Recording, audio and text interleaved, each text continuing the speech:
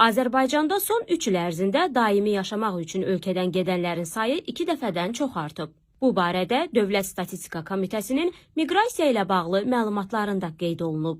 Rəsmi məlumatlara görə 2022-ci ildə ölkədən daimi olaraq gedənlərin sayı 1100 nəfər olubsa, 2024-cü ildə bu rəqəm təxminən 2300 olub. Azərbaycanlı sosial media istifadəçiləri insanların digər ölkələrə getməsini ən çox ölkədə işsizliklə əlaqələndirirlər. Mən kənddə yaşayıram, siqaret pulu tapa bilmədim. İndi Peterdə yaşayıram, 2 otaqlı ev almışam və krallar kimi yaşayıram. Özüm də kafel metlaq ustasıyam. İlqar adlı istifadəçi yazıb. Hikmət Yunusoğlu adlı istifadəçi yazır. 17 noyabrda cibimdə 653 manat pul var idi. İndi 29 azayın qalıb.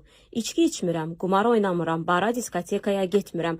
Aptek, Bravo, Bazar Store yol pulu. 7 gün içində 600 azayın xərcləyən insan necə ola bilər ki, olduğu yerdə xoşbəxt ola bilər? Sıla adlı istifadəçi isə gənclərin ölkədən getməsini Azərbaycanda biliyə, əməyə qiymət verilməməsi ilə izah edib. Mən də bir gənc olaraq gələcəyimi, karyeramı Avropa ölkələrində reallaşdıra biləcəyimi görürəm.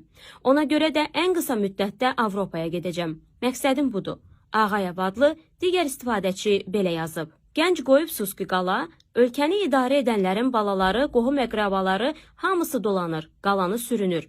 Ona görə də başını götürən qaçır ölkədən. Ramos 87 adlı istifadəçi fikrini belə bildirib.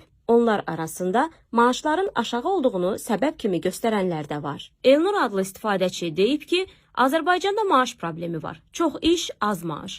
Ərzaq od qiymətinədir. Əhalinin cüzi hissəsi 1200-2000 aralığında maaş alır. Qalanları da mənim kimi 450 manata məcburi baş əyir. Bilmirsiniz niyə gedirlər? Millətin haqqını yeyirsiniz.